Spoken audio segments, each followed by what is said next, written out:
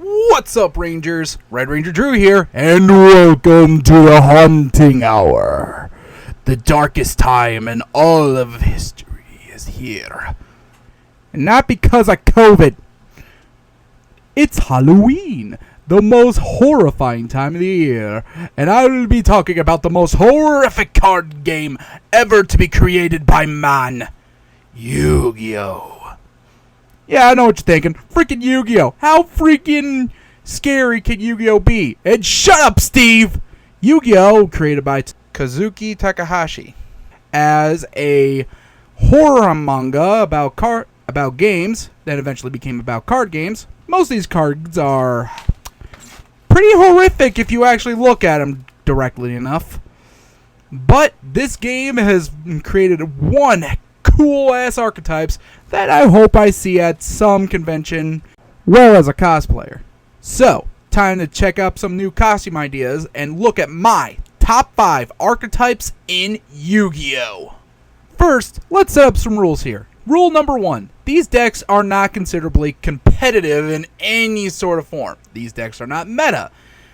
Well, I find most meta decks kind of broken to begin with anyway. But rule number 2 is these decks are more fun for me to play with.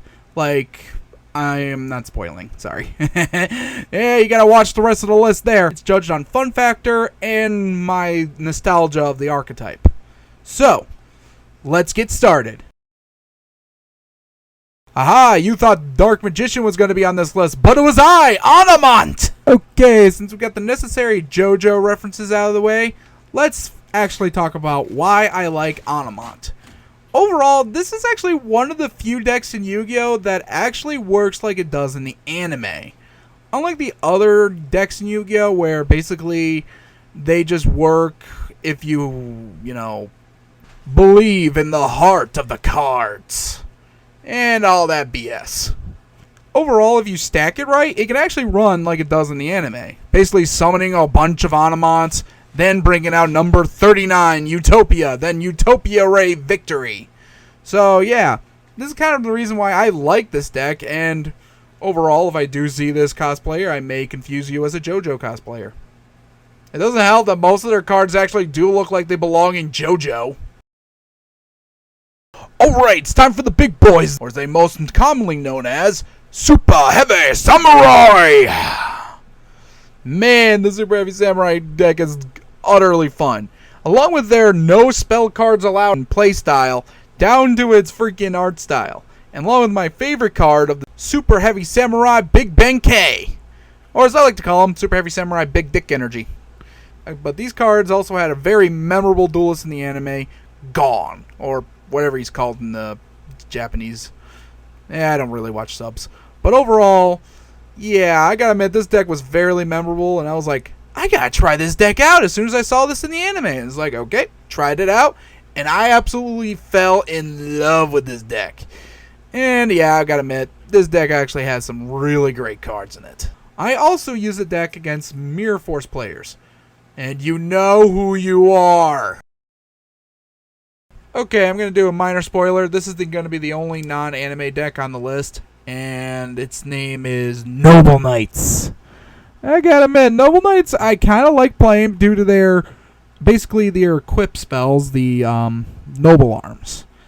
It's like so fun, basically searching out these like Noble Arms, then bringing out their biggest boy known as, okay, let's see if I'm saying this right, Sacred Noble Knight of King Artorius. If I mispronounce that, I am sorry for ever created this card. But this is actually one of my favorite archetypes in Yu-Gi-Oh! Dude, just primarily due to the equip spells, them transferring over from monster to monster. And it's so awesome to play it, dude.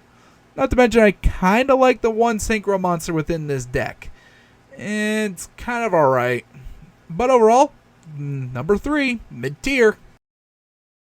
Now it's time for the only German representation in Yu-Gi-Oh! The Cyber Dragon archetype. Even though the archetype's dragons look more like Asian dragons than actual European dragons. Nevertheless, a fun deck to play with. To its big boy, Cyber End Dragon, to its meta-defining card, Cyber Dragon Infinity. Not to mention I like Zane Truesdale long before he liked getting his nipples tased. Honorable mention will have to be with Red Eyes / Blue Eyes.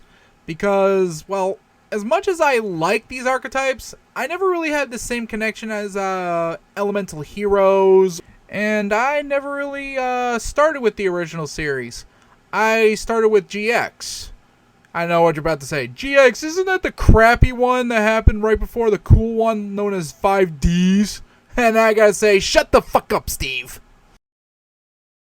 For those who watched my previous video, this is not much of a surprise. Yes, I like me my hero cards. This deck has always been short of the meta.